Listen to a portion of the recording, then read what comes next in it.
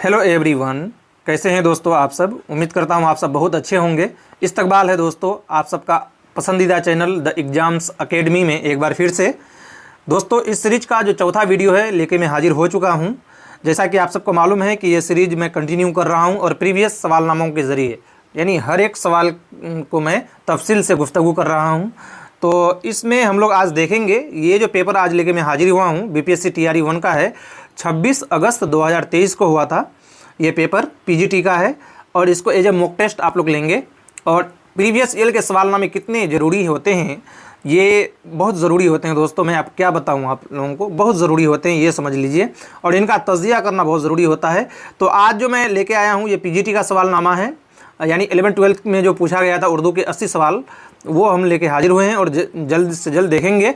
इससे पहले अगर आप चैनल पर नए हैं तो चैनल को सब्सक्राइब करें, वीडियो को लाइक करें और दोस्तों को जो है इस चैनल से जोड़ने की कोशिश करें, यानी वीडियो को शेयर करें। और दोस्तों अगर वीडियो पसंद आ रही है तो कमेंट जरूर करें कि क्या ये सीरीज को इसी तरह जो है कंटिन्यू किया जाए या बंद कर दिया जाए। और मैं आज जो है लेके हाजिर हो गया हूँ। यहाँ लिखा हुआ है 41 से 65 तक के जो सवालात हैं वो इक़्तिबास के सवालात पूछे जा रहे हैं। तो इक़्तिबास के सवालात को आज हम लोग देखेंगे। और इसमें मैंने आज एक नया चीज़ किया है कि इसको मैंने हाईलाइट कर दिया है, मतलब जहाँ जहाँ पर इसका सवाल का जवाब है वहाँ पे मैंने हाईलाइट कर दिया है। ठीक है, तो देखते हैं बिला ताख़िर। ये मौलाना मोहम्मद अली जौहर के बारे में एक इक़्तिबास पूछा गया था और इसका सवाल इक़्तिबास को सोल्व करने का तरीका इसके पिछले वाले वीडियो में मैंने बता दिया है, फिर भी मैं इस वीडियो में बता देता हूँ कि इक़्तिबास को सोल्व करने का तरीका वही है जो पहले 1-2 क्वेश्चन आप पढ़ लीजिए, फिर इक़्तिबास को आप पढ़िए, क्योंकि सारे सवाल के जवाब जो है आपके इक़्तिबास से ही होते हैं, है ना, यानी इबारत से होते हैं। और लेकिन कुछ लफ्ज़ व माने होता है जो आपको आना चाहिए, तभी आप उनका आंसर दे पाएंगे। पीजीटी में लफ्ज़ व माने में काफ़ी फंसाता है, क्योंकि ये हायर +2 लेवल का सवालनामा है, इस वजह से थोड़ा तो इसमें जो है ज़्यादा कठिन सवालात पूछे गए हैं। तो दोस्तों बिला ताख़िर शुरू करते हैं आज का ये धमाकेदार सेशन। 41 नंबर सवाल में पूछा गया है कि मौलाना मोहम्मद अली ने इब्तदाई तालीम कहाँ हासिल की थी। तो आप यहाँ देखेंगे कि मौलाना जो है पहले में ही कि रामपुर में इब्तदाई तालीम हासिल की थी, है ना। तो इसका जो राइट आंसर हो जाएगा वो क्या हो जाएगा, ऑप्शन नंबर बी हो जाएगा, यानी रामपुर हो जाएगा, है ना दोस्तों। अगला सवाल 42 नंबर में, अभी हम लोग इसको देख लेते हैं कि उसके बाद वह मजीद तालीम हासिल करने के गर्ज से इंग्लिस्तान गए थे। इंग्लिस्तान से लौटने के बाद मौलाना मोहम्मद अली रियासत बरोडा, है ना, रियासत बरोडा में मुलाजिम हो गए, लेकिन वह मुल्क व कौम की खिदमत करना चाहते थे, इसलिए मुलाजिमत को तर्क कर दिया। ठीक है, अंग्रेज़ में कामरेड और उर्दू में हमदर्द नाम का रिसाला निकाला था और एक तहरीक चलाई थी महात्मा गांधी के साथ, जिसको कहते हैं खिलाफत तहरीक, जिसको हिंदी में आप लोग खिलाफत आंदोलन के नाम से जानते हैं। तो ये सारे चीज़ हम लोग पढ़ लेंगे और सवाल का जवाब दे रहे हैं 42 नंबर में कि वो मजीद तालीम हासिल करने के लिए कौन से मुल्क गए, है ना। तो वो जो है मजीद तालीम हासिल करने के लिए इक़्तिबास के अनुसार कौन से हो जाएंगे, ऑप्शन नंबर सी हो जाएंगे, बिल्कुल सही। अगला सवाल था कि मोहम्मद अली ने मुलाजिमत क्यों छोड़ दी। तो हम लोगों ने पढ़ लिया है कि मुल्क व कौम की खिदमत करने के लिए उसने जो है मुलाजिमत को तर्क कर दी थी, यानी छोड़ दिया था, है ना। अगला सवाल देख लीजिए 44 नंबर में। 44 नंबर में इंग्लिस्तान से लौटने के बाद वो कहाँ मुलाजिम हुए। तो इंग्लिस्तान से लौटने के बाद जो है वो रियासत बरोडा में क्या हुए थे, मुलाजिम हुए थे, ऑप्शन नंबर ए बिल्कुल सही हो जाएगा। 45 नंबर में देखिए मोहम्मद अली ने कौन सी तहरीक चलाई थी। तो जैसा कि हम लोगों ने आगे देख लिया था कि इसने जो है खिलाफत तहरीक चलाई थी। खिलाफत तहरीक किसी भी ऑप्शन में नहीं है, इसीलिए इसका जो राइट आंसर हो जाएगा क्या हो जाएगा, ऑप्शन नंबर ई हो जाएगा, बिल्कुल सही है। चलिए अगला जो इक़्तिबास है वो देख लेते हैं, हम लोग बहुत जल्दी देखने की कोशिश करेंगे। तो दूसरे इक़्तिबास को आप लोग अगर पढ़ना चाहें वीडियो को रोक के पढ़ सकते हैं। इसमें जो खास खास अल्फाज के माने पूछे गए थे, रफ़ीक के, है ना, मुतनबा के, उसके बाद आगे देखिए और भी होगा असलहा, है ना, कहीं कहीं जो है जमा और वाहिद भी पूछ लिया गया था, असलहा, अतवार और तरद्दुद, ये सारे अल्फाजों से सवाल पूछ लिए गए हैं। तो देखते हैं किस तरह के सवाल आए थे। रफ़ीक के क्या माने हैं। तो रफ़ीक के माने क्या होते हैं ये हम लोगों को बताना है। तो रफ़ीक के माने दोस्त के होते हैं, जैसा कि आप सबको शायद मालूम है।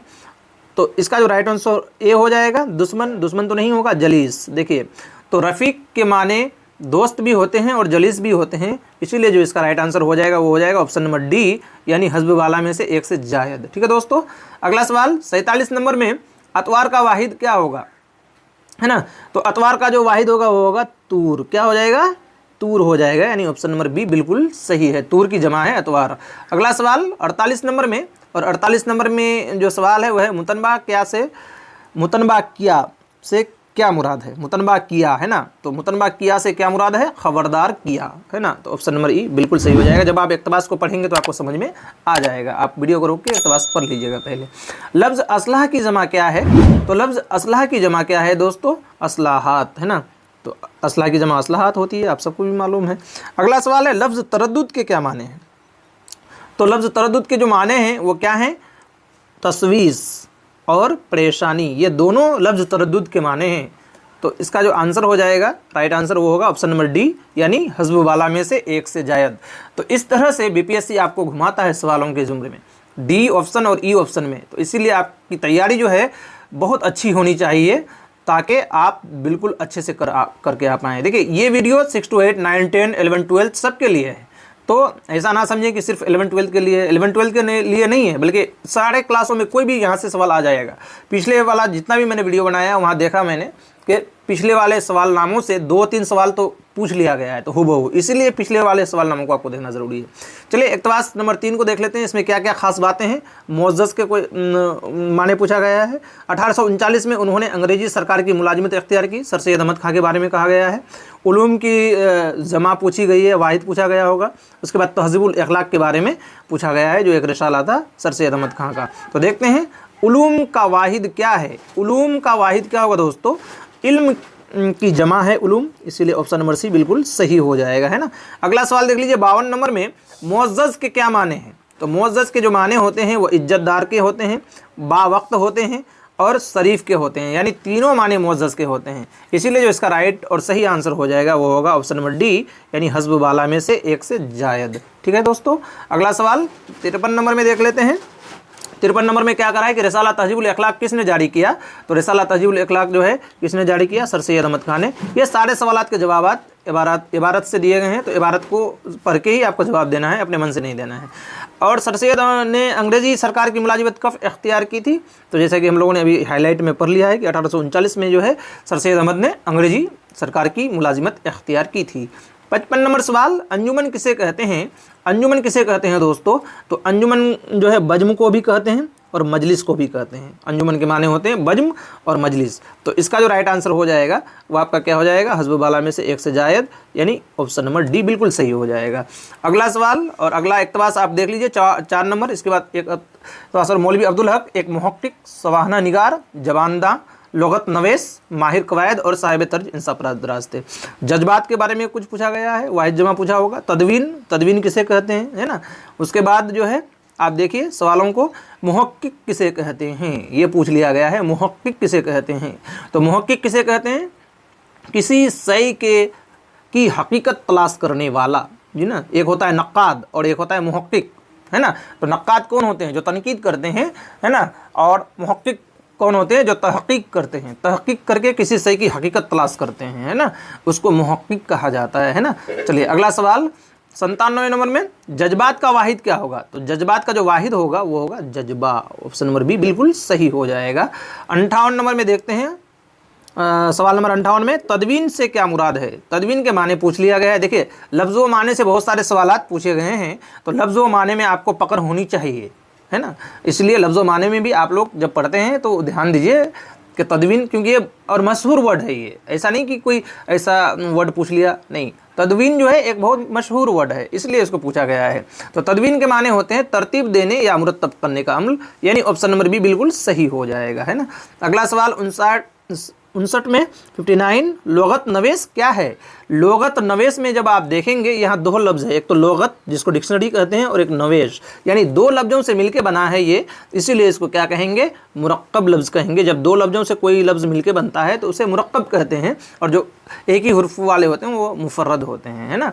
अगला सवाल 60 नंबर में, सवाहना निगार किसे कहते हैं? देखिए इस सवाल को समझने की कोशिश कीजिए, यहाँ पे बहुत कोई कन्फ्यूज़ कर जाता है। सवाहना निगार सफ़र की रुदात लिखने वाला, तो इसको तो सफ़रनामा कहते हैं ना। उसके बाद अपनी ज़िंदगी के वाक़यात बयान करने वाला, अपनी ज़िंदगी के वाक़यात जो बयान करता है ना उसे क्या कहते हैं?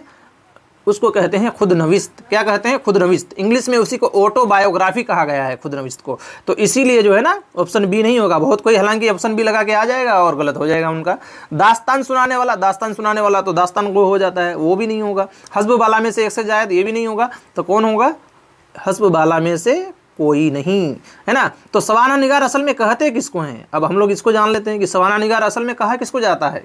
तो सवाना निगार वो होते हैं जो किसी की सवाने हयात को लिखते हैं, है ना, ठीक है। जैसे यादगार गालिब एक सवाने हयात है, किनकी, गालिब की है, लेकिन लिखा किसने है, अल्ताफ हुसैन हाली ने लिखा है ना। तो इसी तरह मतलब दूसरे की सवाने हयात लिखना ही सवाने निगार का काम होता है। उम्मीद करता हूँ ये सवाल आप अच्छे से समझ गए होंगे। अगला सवाल और इक़्तिबास नंबर 5, बेगम हजरत महल अवध की आखिरी नवाब वाजिद अली शाह की बेगम थी, किनकी थी, वाजिद अली शाह की, ये आप याद रखेंगे। और उसके बाद वाजिद अली शाह अवध के तख्त पर बैठे तो उन्होंने अपनी चहेती बेगम को हजरत महल साहिबा का खिताब दिया, ठीक है। और हिंदुस्तान के साथ तजारत करने के लिए ईस्ट इंडिया कंपनी कायम किया गया था। कौन कंपनी, ईस्ट इंडिया कंपनी। और आगे देखिए इसके बारे में क्या लिखा हुआ है, बाकी आप लोग वीडियो को रोक के पूरा इक़्तिबास को अच्छे से पढ़ सकते हैं। उसके बाद है बहादुर शाह जफर, नाना साहब पेशवा और मौलवी अहमद शाह से मदद मांगी। अहमद शाह कौन, अहमद शाह की मदद से उन्होंने 11 दिन के अंदर अंदर अवध को अपने कब्जे में कर लिया। और आगे देखिए उसके बाद जासूस औरतों की भी एक जमात तैयार की थी। ये सारे सवालात यहाँ पे आएंगे भी। देखिए पहला सवाल है बेगम हजरत महल कौन थी, तो पहला ही जो है हम लोगों ने हाईलाइट में पढ़ लिया है कि नवाब वाजिद अली शाह की बीवी थी। ऑप्शन नंबर सी बिल्कुल सही हो जाएगा, है ना। अगला सवाल देख लीजिए 62 नंबर में, उनको हजरत महल का खिताब किसने दिया। तो हजरत महल को हजरत महल का खिताब किसने दिया, उनके जो शोहर थे वाजिद अली शाह उसी ने दिया था। इसीलिए इसका जो राइट आंसर हो जाएगा वो बी हो जाएगा। और ये सारे सवालों के जवाबात आपको इबारत में मिल जाएंगे। अगला सवाल 63 नंबर में, अंग्रेजों ने ईस्ट इंडिया कंपनी किस गर्ज से कायम की थी। तो अंग्रेजों ने जो ईस्ट इंडिया कंपनी जो है कायम की थी, हुकूमत करने की गर्ज से, तालीम देने की गर्ज से, या तजारत करने की गर्ज से। तो हम लोगों ने पढ़ लिया है ऊपर में कि तजारत करने की गर्ज से उन लोगों ने ईस्ट इंडिया कंपनी कायम किया था, है ना। चलिए अगला सवाल 64 नंबर में देखिए, हजरत महल ने महल की औरतों के लिए कौन सा गिरोधा तैयार किया था। तो हजरत महल ने औरतों के लिए कौन सा गिरोधा तैयार किया था दोस्तों, फौजी गिरोधा, यानी ऑप्शन नंबर ए बिल्कुल सही हो जाएगा, है ना। चलिए अगला सवाल 65 नंबर में देखते हैं। 65 नंबर में क्या कह रहा है, उन्होंने किसकी मदद से अवध को दोबारा अपने कब्जे में किया। तो बेगम हजरत महल ने जो है अहमदुल्ला शाह की मदद से किया था, यानी ऑप्शन नंबर सी बिल्कुल सही हो जाएगा। अहमदुल्ला शाह की मदद से अवध को दोबारा अपने कब्जे में कर लिया था। जब वाजिद अली शाह हार गए थे और उनको अंग्रेज़ों ने जो है कैद कर लिया था, तो बेगम हजरत महल ने अहमदुल्ला शाह की मदद से अवध को दोबारा अपने कब्जे में कर लिया था। तो ये 5 इक़्तिबास से 25 सवालात पूछे गए हैं। और ये जो सवालात होते हैं वो आपको गलत नहीं करना है, ज़्यादा से ज़्यादा सही करना है। 25 में से 24 आपको सही करना ही चाहिए, हाँ। और एक अगर गलती हो भी जाए तो कोई बड़ी बात नहीं है, लेकिन 25 में 24 या तो 25 में 25 करें तो सबसे अच्छी बात है। अब आगे देखिए कवायद और उर्दू अदब के सवालात जो पूछे गए थे, 55 सवाल, तो वो हम लोग फटाफट देखते हैं। सरोजनी नायडू को बुलबुले हिंद कहा जाता है, इन लफ्ज़ों में बुलबुले हिंद क्या है ना। तो बुलबुले हिंद क्या है दोस्तों, लक़ब है, ठीक है। लोगों के द्वारा ना उनको दिया गया बुलबुले हिंद का, है ना। तो ये खिताब नहीं है, ये सरकार के द्वारा तो नहीं दिया गया, आवाम के द्वारा दिया गया, उनको बुलबुले हिंद कहा गया, है ना। इसीलिए इसका जो राइट आंसर हो जाएगा सी हो जाएगा। अगला सवाल देखिए पिछला ही वीडियो में मैंने इसको अच्छे से बताया है कि अंग्रेजी लफ्ज़ मेटाफोर के लिए इल्म बयान में कौन सी इस्तिलाह बयान की जाती है। तो मेटाफोर इंग्लिश में कहते हैं और उर्दू में इसी को इस्तारा कहते हैं, है ना। तो आप लोग बताइए कि ऑप्शन नंबर ए में जो तस्बीह है उसको इंग्लिश में क्या कहते हैं। अगर आपको मालूम है, पिछला वाला वीडियो देखे हैं, तो आप कमेंट बॉक्स में ज़रूर लिखें कि तस्बीह को क्या कहा जाता है। अगला सवाल देखिए 68 नंबर में 68, वह लफ्ज़ जिससे किसी की अच्छाई, बुराई या खुसूसियत जाहिर हो उसे क्या कहते हैं। तो जिससे किसी की अच्छाई, बुराई या खुसूसियत जाहिर हो तो उसे हम क्या कहते हैं, सिफत कहते हैं, है ना। तो सिफत तो ऑप्शन में है नहीं, हालांकि सिफत जाती है, सिफत जाती का ये डेफिनेशन है नहीं। इसीलिए जो इसका राइट आंसर है वो हो जाएगा आपका ऑप्शन नंबर ई, बिल्कुल सही है। हस्बे वाला में से कोई नहीं, अगर सिफत होता तो सही हो जाता, है ना। तो दोस्तों वीडियो अगर पसंद आ रहा है तो वीडियो को लाइक करें, एक बार लाइक ज़रूर करें आप लोग, प्लीज़ एक बार लाइक कर दें। और आगे देखिए 69 में आपको क्या कह रहा है कि वो ख़ास अलामतें जो इबारत को सही तौर पे पढ़ने के लिए ज़रूरी होती हैं क्या कहलाती है। तो उसको हम लोग कहते हैं एराब, यानी हरकत व सकनात। तो हरकत व सकनात तो आपका ऑप्शन में है नहीं, तो इसका राइट आंसर क्या हो जाएगा, ऑप्शन नंबर ई हो जाएगा, यानी हस्ब वाला में से कोई नहीं, है ना। तो इसको भी आप लोग याद रखें कि इसको क्या कहते हैं। अगर अगली बार ऑप्शन में दे दिया तो आपको याद होनी चाहिए। वो ख़ास अलामतें जो इबारत को सही तौर पर पढ़ने के लिए ज़रूरी होती है उसे एराब कहते हैं। और एराब का ही दूसरा नाम क्या है, हरकात व सकनात। ठीक है, तो ये भी आप याद रखिएगा। अगला सवाल देख लेते हैं फटाफट। फेले मुजारे किसे कहते हैं। पिछला ही वीडियो में मैंने फेले मुजारे के बारे में अच्छे से बताया है, अगर आप देखेंगे तो पता चल जाएगा कि जिसमें हाल और मुस्तकबिल दोनों की झलक होती है उसे फेले मुजारे कहते हैं। ठीक है, यानी जिसमें प्रेजेंट टेंस और फ्यूचर टेंस दोनों की झलक हो उसे फेले मुजारे कहेंगे, है ना। अगला सवाल 71 नंबर में आपके स्क्रीन पर, इस सवाल को गौर से आप समझेंगे कि ना हिम्मत ना दिल है, ना किस्मत, ना आँखें, ना ढूंढा, ना समझा, ना पाया, ना देखा, है ना। दरअसल वाला शेर में किस सनत का इस्तेमाल हुआ है। लफ़ो नस्र, मरातुन नज़ीर, रयात लफ्ज़ी। तो ये देखिए, एक तरतीब से बयान होना, कोई चीज़ों का एक तरतीब से शेर में बयान होना उसे लफ़ो नस्र मुरत्तब कहते हैं, यानी ऑप्शन नंबर ए बिल्कुल सही हो जाएगा। अब यहाँ पे कैसे बयान किया गया है आप ये देखिए। देखिए, हिम्मत से किसी चीज़ को ढूंढा जाता है, दिल से किसी चीज़ को समझा जाता है, किस्मत से किसी चीज़ को पाया जाता है और आँखों से किसी चीज़ को देखा जाता है ना। तो एक तरतीबवार से जो है ऊपर के शेर में, मिसरे में और दूसरे मिसरे में एक तरतीब दिया हुआ है, दोनों से मुनासिबत है इनका, है ना। इसीलिए ये लफ़ो नस्र मुरत्तब कहते हैं। अगर इस तरह के शेर, हालांकि ये शेर आप याद ही कर लीजिए तो बेहतर है, क्योंकि ये शेर बार बार पूछ लिया जाता है लफ़ो नस्र मुरत्तब का, है ना, कि ना हिम्मत ना दिल है, ना किस्मत, ना आँखें, ना ढूंढा, ना समझा, ना पाया, ना देखा, है ना। चलिए अगला सवाल में चलते हैं। बात करने वाला अपने लिए जो ज़मीर इस्तेमाल करता है उसको क्या कहते हैं। तो बात करने वाला जो अपने लिए ज़मीर इस्तेमाल करता है उसको कहते हैं ज़मीर मुतकल्लिम, है ना। ठीक है, तो ऑप्शन नंबर सी बिल्कुल सही हो जाएगा। ज़मीर मुतकल्लिम अगर आपको पूछ ले ऑप्शन में कि कौन कौन से हैं तो आप हमेशा याद रखेंगे ज़मीर मुतकल्लिम दो है। एक तो है मैं, है ना, एक क्या है मैं, और दूसरा क्या है हम। ठीक है, मैं की जमा है हम, मैं वाहिद है और हम क्या है, जमा है। तो ये दोनों क्या है, ज़मीर मुतकल्लिम है। ये भी आप जरूर याद रखें, अगली बार पूछ सकता है। मुंदरजा जेल में से इसमें जामिद कौन सा है। तो इसमें जामिद, तो पहले हमको जानना चाहिए कि इसमें जामिद होता क्या है ना। तो इसमें जामिद की जो डेफिनेशन है वो है कि ऐसा लफ्ज़ जो ना किसी से निकला हो ना उससे कोई लफ्ज़ निकले, ये इसको इसमें जामिद कहते हैं। तो यहाँ पे जब आप देखेंगे दौड़ से दौड़ना, है ना, हंसना से हंसमुख, है ना, आया हुआ है, तो आपका तो ये ऑप्शन होगा ही नहीं, ए और सी। लेकिन औरत, है ना, औरत ना कोई लफ्ज़ इससे निकला है ना इससे कोई लफ्ज़ निकल सकता है। ठीक है, तो इसीलिए इसको इसमें जामिद कहेंगे। उसी तरह दरख्त, है ना, वो भी इसमें जामिद की मिसाल है। अगला सवाल 74 नंबर में, तरफ़ेन इस्तारा से क्या मुराद है। देखिए दोस्तों, ये अच्छे से आप इस सवाल को समझिए, क्योंकि मैंने ये वीडियो बनाया ही है तफसील से गुफ्तगू करने के लिए, तफसील से एक एक सवाल का जवाब देने के लिए। तो पूरे वीडियो को आखिर तक बने रहें। अगर आप पूरी वीडियो को देखेंगे तभी जो है आप इम्तहान में कहीं ना कहीं, देखिए मैं करा तो 80 सवाल रहा हूँ लेकिन जवाब 160 सवाल से भी ज़्यादा का दे रहा हूँ। इस वजह से आपको पूरे वीडियो को अच्छे से देखना है। तरफ़ेन इस्तारा से क्या मुराद है। तो तरफ़ेन इस्तारा किसको कहते हैं, पहले ये हम लोग जान लेते हैं। इस्तारा के तीन अरकान होते हैं। क्या क्या होते हैं, मुस्तारलू, मुस्तार मुनह, मुँह और वजह जामे। ये आप अपने कॉपी में लिख लीजिए। इस्तारा के 3 अरकान है, जिस तरह तस्बीह के 4 अरकान है, कहीं कहीं 5 हैं। तो तस्बीह की बात मैं नहीं कर रहा हूँ, इस वीडियो में हम लोग इस्तारा के बारे में जान लेते हैं अच्छे से। इस्तारा के 3 अरकान क्या क्या हैं, एक बार फिर मैं बोल रहा हूँ।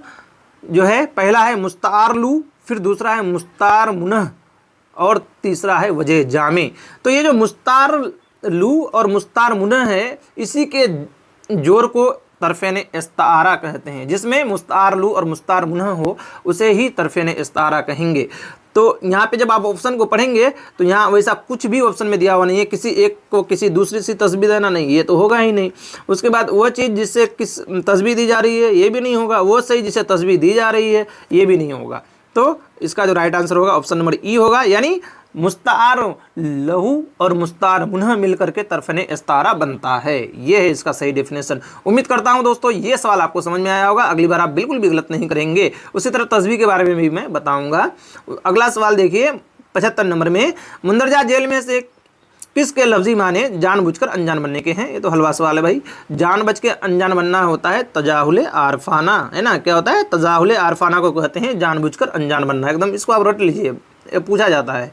बेखतर कूद परा आतिशे नमरूद में इश्क, अक्ल है महवे तमाशा लबे बाम अभी, है ना। देखिए यहाँ पे किसकी बात कर रहा है, नमरूद की बात कर रहा है ना। यानी इस शेर में जो है किसी तारीखी वाकया का बयान हो रहा है। तो किसी शेर में जब तारीखी वाकया का बयान हो तो उसे सनते तलमीह कहते हैं, है ना। ये भी आप याद रख लीजिए। बेखतर कूद परा आतिशे नमरूद में इश्क, अक्ल है महवे तमाशा लबे बाम अभी, है ना। अगला सवाल देख लेते हैं फटाफट।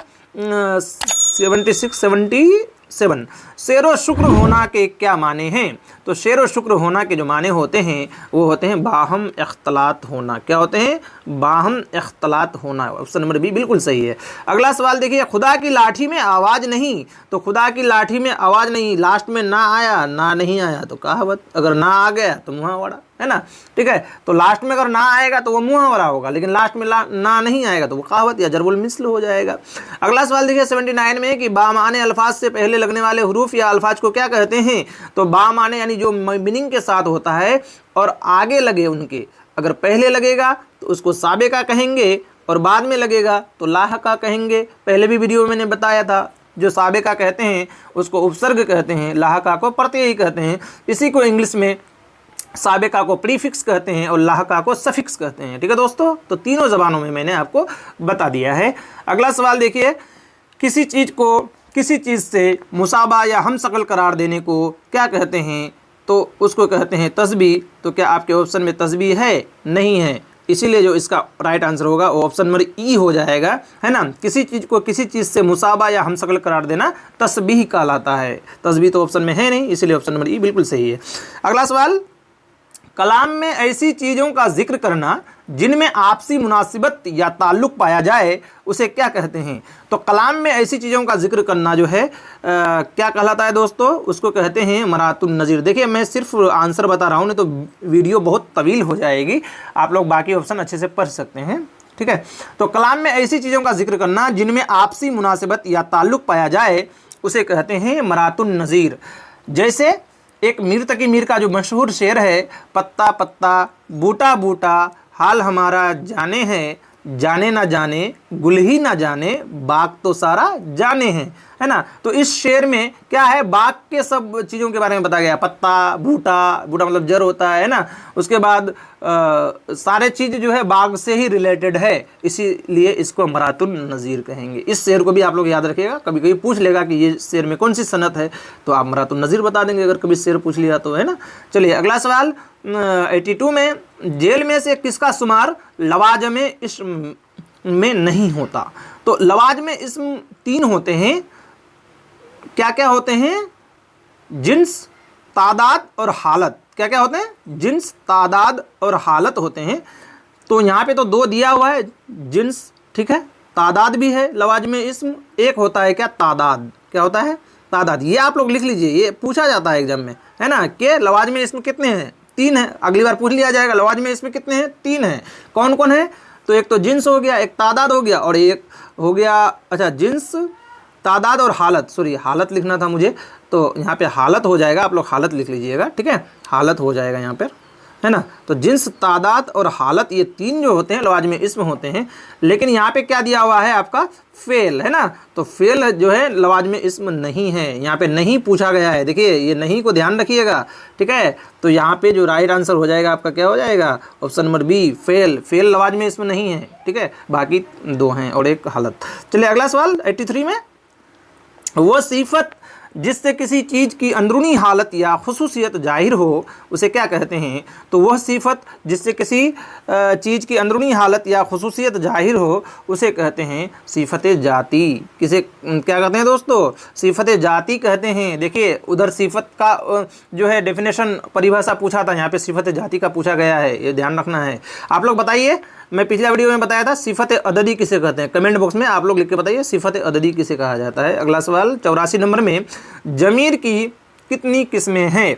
तो जमीर की जो दोस्तों कितनी किस्में होती हैं, आप सबको मालूम है कि जमीर की 8, 6 या 5। तो जमीर की जो है दोस्तों 5 किस्में होती हैं, ठीक है। कौन कौन सी होती हैं, जमीर इस्तफामिया, जमीर मौसूला और जमीर इशारा और 2 और है, मुझे याद नहीं आ रहा है। तो ये ज़मीर की 5 किस्में होती हैं। चलिए अगला सवाल 85, दरज झेल में मुत्तज़ाद जुमलों की पहचान करें, यानी उल्टे। सुबह होती है, शाम होती है, बिल्कुल सुबह और शाम उल्टा है ना। तुम्हें अच्छे भले की पहचान नहीं, ये तो मुतरादिफ है, ये नहीं होगा, है ना। तिजारत में नफ़ा ही नफ़ा है, नफ़ा नफ़ा, ये तो मुतरादिफ है, ये भी नहीं होगा। तो इसका जो राइट आंसर है ऑप्शन नंबर ए बिल्कुल सही है। सुबह होती है, शाम होती है, ये एक दूसरे के क्या हैं, मुत्तज़ाद हैं, जिद हैं, है ना, सुबह शाम।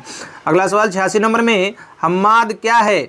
तो हम्माद एक नाम है, और नाम को हम लोग क्या कहते हैं, इस्म कहते हैं, है ना। ठीक है, तो इसका जो राइट आंसर हो जाएगा वो इस्म हो जाएगा। हम्माद इस्म है, नाउन है। 87 नंबर, फ़ेले हाल की कितनी किस्में हैं? देखिए नए इस तरह के सवाल पूछ लिए गए हैं। फ़ेले हाल के बारे में पूछ रहा है, फ़ेल की किस्में नहीं पूछ रहा है। क्या पूछ रहा है? फ़ेले हाल, है ना। फ़ेल की तो 3 किस्में होती हैं ज़माने के एतबार से, माजी, हाल, मुस्तकबिल, ज़माने के एतबार से। लेकिन यहाँ पूछा है कि फ़ेले हाल की कितनी किस्में होती हैं। तो जब आप मौलवी अब्दुल हक के क़वायद उर्दू को खोलेंगे और उस किताब को जब पढ़ेंगे तो आपको पता चलेगा, उसमें जो है ज़ाहिरी तौर पर लिखा हुआ है कि फ़ेले हाल की 6 किस्में होती हैं, यानी ऑप्शन नंबर ए बिल्कुल सही है। अगला सवाल 88 नंबर में, छोटा ठहराव कोमा को उर्दू में क्या कहते हैं? तो छोटा ठहराव यानी कोमा को जो है उर्दू में कहते हैं सख्ता। क्या कहते हैं दोस्तों? सख्ता कहते हैं, है ना। और उसी तरह अगर आपको अगली बार वक्फ़ा पूछ ले, हालांकि वक्फ़ा पूछा भी गया था, वक्फ़ा को कहते हैं तवील ठहराव, ठीक है। और इसको इंग्लिश में कहते हैं सेमी कोलोन। क्या कहते हैं? सेमी कोलोन कहा जाता है, ठीक है। तो आप लोग लिख लीजिएगा सेमी कोलोन इंग्लिश में, और उसको उर्दू में तवील ठहराव कहते हैं, यानी सख्ता से बड़ा होता है। 89 नंबर में देखते हैं, 89 नंबर सवाल में क्या पूछा गया है कि दरज झेल में से सही जुमले की निशानदेही कीजिए। हार का एक मोती टूट गया, तो इसमें मुजक्कर मुअन्नस आपको मालूम होना चाहिए, तभी आप सही जवाब दे पाएंगे। हार की एक मोती टूट गई एक मोती हार की, ये तो नहीं होगा। देखिए 2 ऑप्शन, देखिए हार का एक मोती टूट गया, तो मोती क्या है? आपको मालूम है कि मोती मुजक्कर है, और मुजक्कर जब है तो इसका राइट आंसर क्या हो जाएगा? हार का एक मोती टूट गया, है ना। बहुत कोई हार की एक मोती टूट गई लगा के आ जाएगा, गलती हो जाएगा उनका। तो यहाँ पे मुजक्कर मुअन्नस आपको जानना है, हार का एक मोती टूट गया, बिल्कुल सही है। अगला सवाल देख लीजिए 90 नंबर में, सही जुमलों की निशानदेही इसमें भी करनी है। आप इतनी देर से बेफजूल बातें कर रहे हो, आप बेफजूल बातें इतनी देर से कर रहे हो, आप इतनी देर से फजूल बातें कर रहे हो। देखिए यहाँ पे घुमाया है, आपको समझना पड़ेगा। बेफजूल कोई लफ्ज़ है ही नहीं, बेफजूल ये कोई लफ्ज़ है ही नहीं। अब आप कहिएगा बेफजूल कोई लफ्ज़ नहीं है, तो आप समझिए, एक होता है फिजूल। फिजूल के माने क्या होते हैं? बकवास, बकवास बातें, बेमाने बातें, है ना। मतलब आप फजूल बात कर रहे हैं, हम लोग तो फजूल तो ये लफ्ज़ है असल में, लेकिन बेफजूल कोई लफ्ज़ नहीं है। आप पूरा लुग़त ढूंढ लीजिए, नहीं मिलेगा, ठीक है। फिजूल बातें ये तो हो गया, फिजूल का माने ही बकवास बातें होते हैं। बेफिजूल क्या होता है? बेफिजूल कुछ नहीं होता है ना। तो बेफिजूल नहीं होगा, तो यही 2 ऑप्शन कट जाएगा, ये भी तो ऐसे ही खत्म हो गया। इसीलिए जो इसका सही जवाब होगा वो क्या होगा? ऑप्शन नंबर सी होगा। देखिए किस तरह बीपीएससी वालों ने घुमाया है आपको। आप इतनी देर से फिजूल बातें कर रहे हैं, यानी बकवास बातें कर रहे हैं, बेमाने बातें कर रहे हैं। अब बेफिजूल लिख दिया है दोनों में, यानी वो दोनों गलत है। अगला सवाल उम्मीद करते हैं आपको अच्छे से समझ में आया होगा। 91, वह इल्म जिसके जरिए किसी बात को या कलाम को दिलकश और पुरअसर बनाते हैं उसे क्या कहते हैं? तो उसको कहते हैं इल्मे बयान। क्या कहते हैं दोस्तों? इल्मे बयान कहा जाता है। इल्मे बयान की 4 किस्में होती हैं। क्या क्या? तो पहला होता है तस्बीह, जिसको इंग्लिश में सिमली कहते हैं। दूसरा इस्तारा, जिसको इंग्लिश में मेटाफोर कहते हैं। तीसरा है कनाया, और चौथा है मिजाज मुरसल। तो ये भी आप याद रखिएगा, अगली बार पूछा जा सकता है कि इल्मे बयान की कितनी किस्में हैं? तो 4 किस्में हैं। कौन कौन सी है मैंने बता दी है। 92 में है कि सादा आवाज़ों को तहरीरी अलामत में लाने का नाम है। तो सादा आवाज़ों को तहरीरी अलामत में लाने का नाम हर्फ है। क्या कहते हैं उसको? हर्फ कहते हैं, ठीक है। अगला सवाल देख लीजिए। लेकिन अगर पूछ ले कि मुंह से निकली हुई आवाज़ों को क्या कहते हैं, तो आप लोग बताइए। कमेंट में मुंह से निकली हुई आवाज़ों को क्या कहते हैं, ये भी सवाल पूछा गया था। ठीक है, तो उसमें बहुत कोई कंफ्यूज कर जाता है। तो अगला सवाल देखिए, ये बहुत ही अच्छा सवाल पूछा है कि ब्रज भाषा अदबी लिबास में सबसे पहले किस सदी में जलवागर हुई। तो ब्रज भाषा जो है अदबी लिबास में सबसे पहले 16वीं सदी में जलवागर हुई थी, यानी ऑप्शन नंबर बी बिल्कुल सही है। ठीक है, उर्दू ब्रज भाषा से निकली है, किनका कौल है आप लोग बताइए कमेंट में। उर्दू ब्रज भाषा से निकली है, आबे हयात में उस लिखा गया है कि ये बात हर शख्स जानता है कि उर्दू ब्रज भाषा से निकली है, किनका कौल है आप लोग कमेंट में बताइए। अगला सवाल 94 में माने के एतबार से फ़ेल की कितनी किस्में हैं। तो माने के एतबार से फ़ेल की कितनी किस्में हैं, ये भी आपको याद रखना है। या माने के एतबार से पूछा है फ़ेल की किस्में, तो माने के एतबार से फ़ेल की जो हैं 3 किस्में हैं, और जमाने के एतबार से भी फ़ेल की 3 किस्में हैं। तो ये आप याद रखेंगे। ठीक है, चलिए अगला सवाल कमेंट करके बताइए कि आप लोगों को क्या क्या होता है माने के एतबार से। फ़ेल नाकिस, फ़ेल मुत्तदी और फ़ेल लाजिम। ठीक है, ये माने के एतबार से होते हैं। फ़ेल नाकिस, फ़ेल मुत्तदी और फ़ेल लाजिम, ये तीनों जो है माने के एतबार से फ़ेल की किस्में हैं। तो ये आप लोग याद रखेंगे। चलिए 95 नंबर में उर्दू शायरी का बाबा आदम किस शायर को कहा गया है। तो उर्दू शायरी का बाबा आदम आप लोगों को मालूम है कि वली दक्कनी को कहा जाता है। किसने कहा है, तो मोहम्मद हुसैन आज़ाद ने वली दक्कनी को उर्दू शायरी का बाबा आदम कहा है। ये भी आप लोग याद रखेंगे किसने कहा है, अगली बार किसने पूछ सकता है।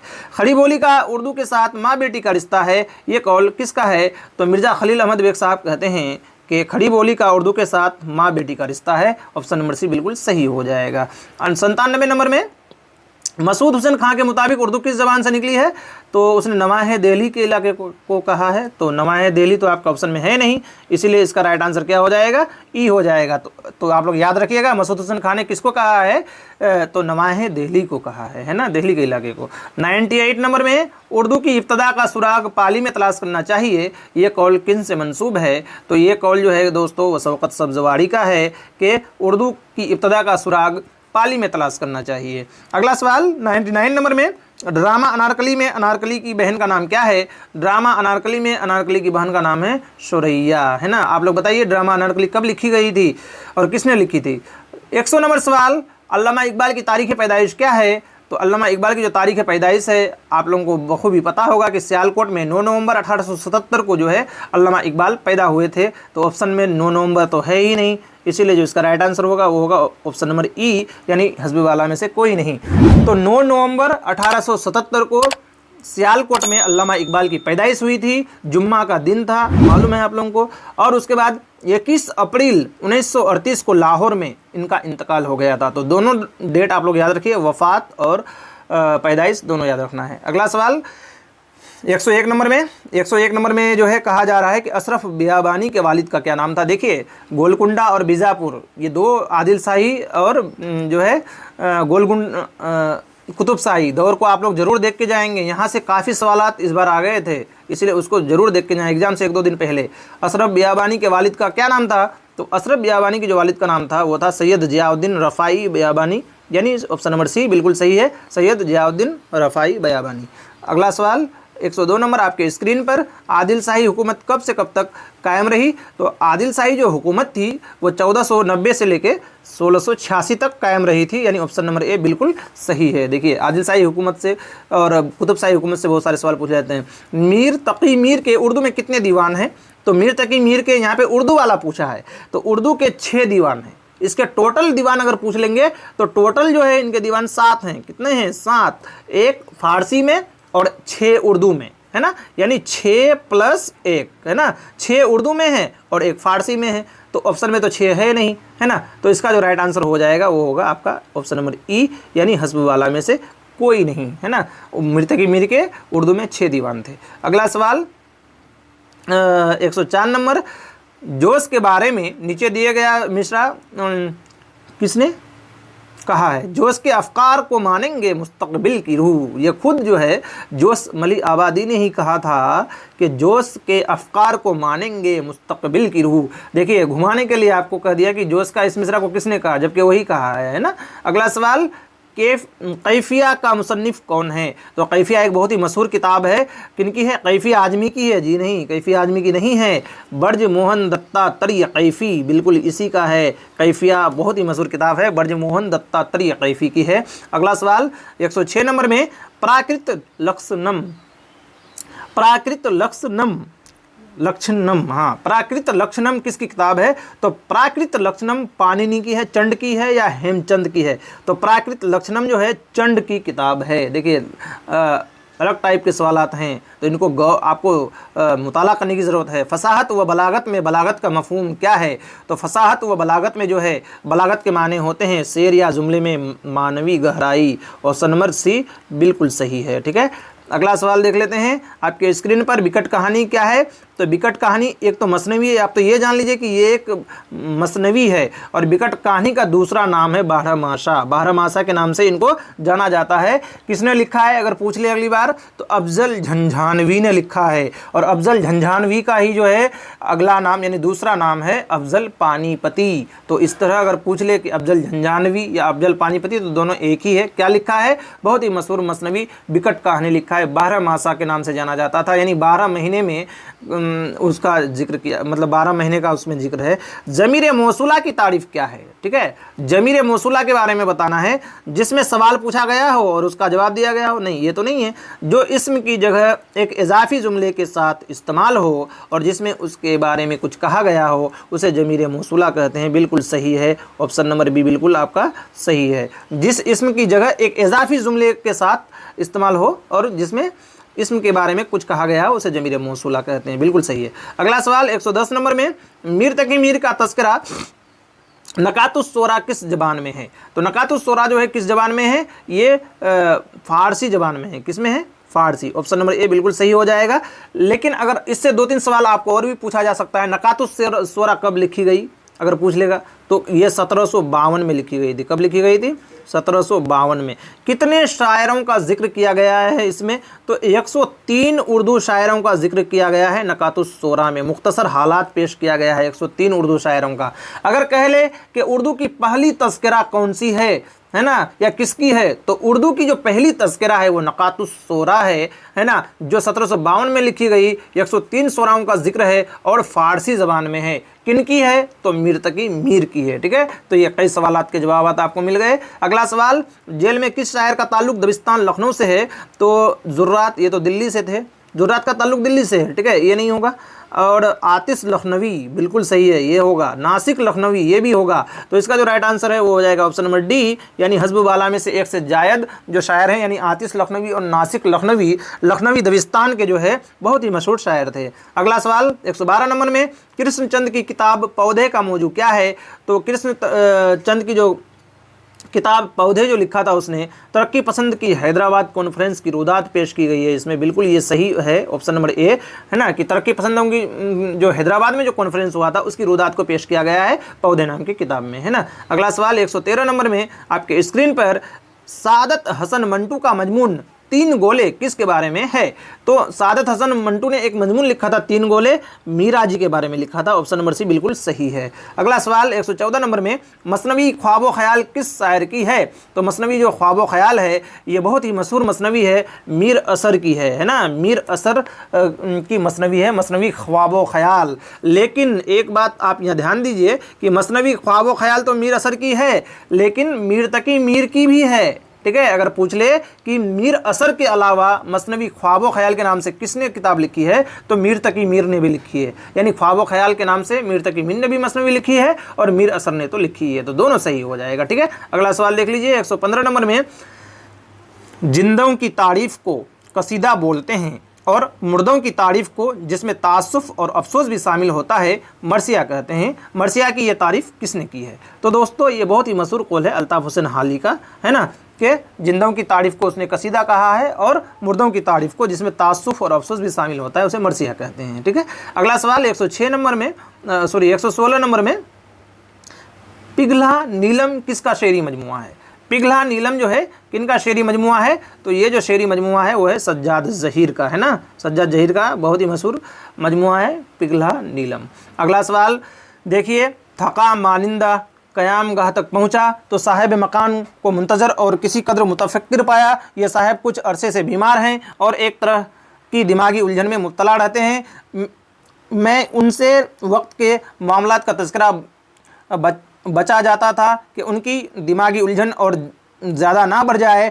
वह वर्किंग कमेटी की मेंबरी से भी मुस्तफ़ा हो चुके हैं और अगरचे मैंने अभी तक उनका इस्तीफ़ा मंजूर नहीं किया है, लेकिन उन्हें कमेटी के जलसों में शिरकत के लिए कहा भी नहीं। ये इक़्तिबास गुबार खातिर के जिस खतूत से लिया गया है उसका उन्वान क्या है? देखिए, यहाँ गुबार खातिर के उन्वान बहुत सारे हैं, 24 खतूत हैं। गुबार खातिर में मौलाना अबुल कलाम आज़ाद ने हबीब रहमान खान सीरवानी का नाम लिखा था और ये जो इक़्तिबास दिया गया है वो है दास्तान बेसुतून व कुहकन। किससे लिया गया है? दास्तान बेसुतून व कुहकन। तो ये बहुत ही डीपली पूछ लिया गया है यूजीसी नेट की तरह। चिड़िया चिड़े की कहानी और हिकायत जागे बुलबुल, ये भी 2 उन्वानात गुब्बारे खातिर के ही हैं, ये भी आप याद रखें। अगला सवाल देखिए, इसके बाद जो अगला सवाल है वो है आपका, कब ठहरेगा दर्द ए दिल कब रात बसर होगी। फैज़ की ये नज़्म उनके किस मजमूए में शामिल है? तो ये जो है नक्श फरियादी में है और कलाम फैज़ में है। ठीक है, कब ठहरेगा दर्द ए दिल कब रात बसर होगी, फैज़ की ये नज़्म जो है दोनों में है, इसलिए इसका जो राइट आंसर हो जाएगा वो होगा आपका ऑप्शन नंबर डी, यानी एक से ज़्यादा, है ना। अगला सवाल देख लीजिए, 119 नंबर में, उर्दू का आगाज़ खड़ी बोली का आगाज़ है। खड़ी बोली 11वीं 12वीं सदी में अपभ्रंश से उभरी जो दिल्ली, मेरठ और मुरादाबाद वगैरह में बोली जाती है। उर्दू के आगाज़ के बारे में ये नज़रिया किसका है? तो ये ज्ञानचंद जैन का बहुत ही मशहूर कौल है। आप लोग याद रखेंगे कि उर्दू का आगाज़ खड़ी बोली का आगाज़ है। खड़ी बोली 11वीं और 12वीं सदी में अपभ्रंश से उभरी जो दिल्ली, मेरठ और मुरादाबाद वगैरह में बोली जाती है। ऑप्शन नंबर ए बिल्कुल सही है। अगला सवाल और इस वीडियो का लास्ट सवाल बहुत इंपॉर्टेंट सवाल है, ज़रूर देखें। मसनवी तुगलकनामा किस ज़बान में लिखी गई है?